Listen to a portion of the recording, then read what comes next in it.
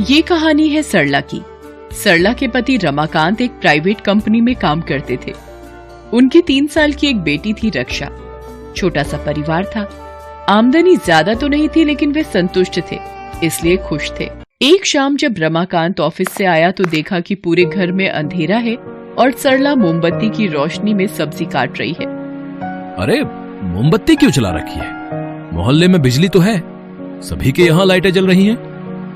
क्या बात कर रहे हैं आप? मैं सोच रही हूँ कि बिजली ही नहीं है। स्विच तो सारे घर के ऑन है, कहीं फ्यूज में तो कोई दिक्कत नहीं है। रुको, मैं देखता हूँ। टॉर्च दूं क्या? अरे नहीं, मोबाइल है ना। सरला सब्जी काटती रही। रमाकांत ने मेन स्विच खोलकर फ्यूज निकाला। वो उड़ा हुआ था। उसने उसे ठीक किया, फिर मेन स्विच ऑन किया। ऑन करते ही पूरे घर में रोशनी हो गई। बिजली आ गई जी। आप नहीं आते तो मैं अंधेरे में ही काम करती रहती। बिजली तो आ गई, लेकिन इस क्रम में मेन स्विच के पास लगी एक नंगी तार से रमाकांत का हाथ सट गया। इतनी जोर का उसे बिजली का झटका लगा कि वो चीखते हुए दूर जा गिरा और वो बेहोश हो गया। चीख सुनते ही सरला दौड़ती हुई आई। क्या हुआ? कुछ बोलते क्यों नहीं आप? आंखें तो खोलिए। अस्पताल ले जाने के क्रम में ही रमाकांत की मौत हो गई। 3 साल की बेटी और खुद की जिम्मेदारी अब पूरी तरह सरला पर आ गई। पति की मौत के बाद न जाने कितने सवाल समाज की नजरें उससे पूछती, लेकिन सरला ने जिम्मेदारियों से भरा कांटों का ताज हंसकर पहन लिया। उसके जीवन का एक ही मकसद था कि रक्षा की देखभाल ठीक से हो, उसकी पढ़ाई लिखाई में कोई कमी न आए। सरला ने पहले सिलाई सीखी, उसके बाद एक सेकेंड हैंड सिलाई मशीन खरीदकर घर में ही सिलाई का काम करने लगी। वो रात दिन मेहनत करती ताकि रक्षा को वो एक नॉर्मल लाइफ दे पाए। समय पंख लगाकर उड़ता जा रहा था। रक्षा अब कॉलेज जाने लगी थी। एक दिन जब वो कॉलेज से आई तो कितनी गर्मी है माँ, पसीना तो रुकने का नाम ही नहीं ले रहा। ऊपर से आपका ये मरियल बाबा आदम के जमाने का पंखा। उफ। ये तेरे बाबूजी अपनी पहली कमाई से लेकर आए थे, अब इसे रिटायर कर दो माँ। अगले दिन शाम की बात है।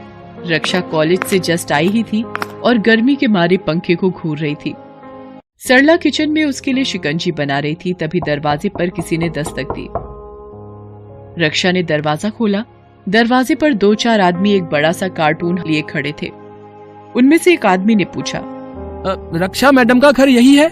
हाँ, मैं ही हूँ रक्षा। ये क्या है? मैंने तो कुछ ऑर्डर नहीं किया है। तभी किचन से सरला निकल कर आई। ये मैंने तुम्हारे लिए ऑर्डर किया है बेटा, इसमें कूलर है। तुम्हें बहुत गर्मी लगती है ना? क्या माँ, तुम भी बिना बात के कूलर में पैसे खर्च कर दिए। आजकल एसी का जमाना है, इस जमाने में कूलर? तुम भी ना माँ, गरीबी वाली सोच से कभी बाहर नहीं आ पाओगी। रक्षा की बात सुनकर सरला को बहुत दुख हुआ। जब से रक्षा कॉलेज जाने लगी थी वो अपनी माँ से खींची खींची रहती। माँ की कोई भी बात उसे पसंद नहीं आती थी। एक बार कॉलेज से आने में उसे बहुत देर हो रही थी तो सरला उसे कॉल पर कॉल किए जा रही थी। रक्षा उस समय अपने दोस्तों के साथ थी। उसने चुपचाप मोबाइल को साइलेंट कर दिया। इधर बेचारी सरला के मन में बुरे बुरे ख्याल आने लगे थे। जैसे ही रक्षा घर पर पहुंची तो उसने फोन न उठाने और देर से आने का कारण पूछा। क्या मम्मी, ये किसी पुलिस वाले की तरह सवाल क्यों पूछ रही हो? देर से क्यों आई, जल्दी क्यों गई? मैं अब कोई दूध पीती बच्ची तो हूं नहीं जो आपके हर सवाल का जवाब देती फिरूं। और हाँ, फोन इसलिए नहीं उठाया क्योंकि अपने दोस्तों के सामने मुझे अपने सड़ियल फोन को उठाने में शर्म आ रही थी। आपसे कितनी बार कहा नया फोन दिला दो, लेकिन आपको मेरी खुशी और जरूरत से क्या लेना देना। जो माँ बिना अपनी फिक्र किए रक्षा के लिए सब कुछ करती, रात रात भर काम करती, उसे हर चीज, हर खुशी जो उसके लिए संभव थी उसे देती, लेकिन उसी बेटी के मुंह से ऐसी जहर भरी बातें सुनना सरला के लिए असहनीय पीड़ा देने वाला था। वो उसे कहती तो कुछ नहीं, लेकिन छिप छिप कर रो लेती। अगले दिन सुबह सरला रक्षा के लिए नाश्ता बना रही थी, लेकिन वो बिना नाश्ता किए निकल गई। मैं बहुत बुरी माँ हूँ, अपनी बेटी की छोटी सी जरूरत भी पूरी नहीं कर पाती। सरला ने तय कर लिया कि रक्षा की शादी के लिए जो पैसे जमा कर रही हूँ उससे कुछ पैसे निकालकर उसके लिए मोबाइल खरीद दूंगी। वो ये सोच ही रही थी कि उसके फोन की घंटी बजी। उसने फोन उठाया। हेलो, कौन? आंटी, मैं प्रियंका बोल रही हूँ, रक्षा के कॉलेज से। आप जल्दी कॉलेज आ जाइए, वो अचानक से बेहोश हो गई है। सरला ने जैसे ही ये सुना उसकी आंखों से आंसू निकलने लगे। वो भागी भागी कॉलेज पहुंची। रक्षा को होश तो आ चुका था, लेकिन उसे काफी कमजोरी लग रही थी। बेटा, तुम्हें खाली पेट घर से नहीं निकलना चाहिए था। इतनी गर्मी है, उसी से चक्कर आया होगा। अब तुम लेक्चर मत दो माँ, मैं अपना ख्याल रख सकती हूँ। और ये आप कौन सी साड़ी पहनकर मेरे कॉलेज आ गई? मेरी इज्जत का कबाड़ा करने में आपको बहुत मजा आता है ना?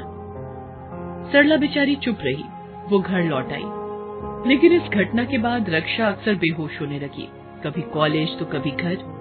सरला जिद करके उसे पास के डॉक्टर के पास ले गई। डॉक्टर ने शरीर में खून की कमी बताई और उसे ठीक ढंग से खाने को कहा। सरला अच्छी से अच्छी चीज उसे खाने को देती, लेकिन उसके बेहोश होने का सिलसिला नहीं रुका। अब तो सरला की टेंशन बढ़ने लगी। वो उसे बड़े अस्पताल ले गई। डॉक्टरों ने उसकी पूरी जांच की। लक्षा, आप जरा बाहर बैठिए, मुझे आपकी माँ से कुछ बात करनी है। रक्षा बाहर चली गई। उसके बाद डॉक्टर ने जो कहा उसे सुनकर सरला की आंखों के आगे अंधेरा छा गया। उसके दिल की धड़कन तेज हो गई, उसके पैर कांपने लगे। डॉक्टर ने बताया कि रक्षा की दोनों किडनी फेल हो गई है। अगर उसका किडनी ट्रांसप्लांट नहीं किया गया तो वो 1 सप्ताह से अधिक नहीं बचेगी। डॉक्टर साहब, मैं अपनी बेटी को दूंगी किडनी। आप जल्दी से ऑपरेशन की तैयारी करिए। मैं अब अपनी बेटी की तकलीफ नहीं देख सकती। लेकिन डॉक्टर साहब, कृपा करके आप ये बात उसे मत बताइएगा कि उसे किडनी किसने दी। रक्षा का ऑपरेशन सफलतापूर्वक हो गया। सरला ने जो भी पैसे उसकी शादी के लिए जमा कर रखे थे, वो इसमें से खर्च तो हुए ही। 2 लाख रुपए उसे उधार भी लेने पड़े, लेकिन उसे खुशी थी कि उसकी बेटी अब सुरक्षित है। 1 महीने बाद रक्षा घर आ गई। उसकी माँ सरला को अब और भी अधिक काम करना था, क्योंकि सारी जमा पूंजी तो खर्च हो गई थी, ऊपर से कर्ज भी हो गया था। वो बेचारी सुबह से रात तक काम करती। इस बीच उसे रक्षा का भी ध्यान रखना होता था। रक्षा धीरे धीरे रिकवर हो रही थी, लेकिन सरला का चेहरा अब उतरा उतरा लगता। उसे आराम का मौका बिल्कुल नहीं मिलता, इसलिए वो कभी कभी बीमार भी हो जाती। लेकिन उस बीमारी की हालत में भी वो काम करती और रक्षा को कुछ नहीं बताती। एक दिन, माँ, मुझे फिर से कॉलेज जाना है। दिन भर घर में रहकर मैं बोर हो जाती हूँ। अरे बेटा, कुछ दिन और आराम कर लो। तुम्हारी तबीयत ठीक नहीं थी ना? तबीयत ठीक नहीं थी ये कहकर 1 महीने से घर में किसी कैदी की तरह बंद कर रखा है आपने। आप रहिए घर में, मैं तो जाऊंगी। उसी दोपहर की बात है। सरला की तबीयत बिल्कुल ठीक नहीं लग रही थी, फिर भी वो बाहर किसी काम से गई हुई थी। तभी दरवाजे पर दस्तक हुई। उसने दरवाजा खोला। दरवाजे पर 2-3 मोटे और बदमाश से दिखने वाले आदमी खड़े थे। कौन है आप लोग? सरला है क्या? वो इस महीने का ब्याज अभी तक नहीं मिला है। 5 तारीख की बात थी, आज 7 है। किस बात का ब्याज? आपकी माँ ने कुछ दिन पहले 2 लाख रुपए ब्याज पर उधार लिए थे जी।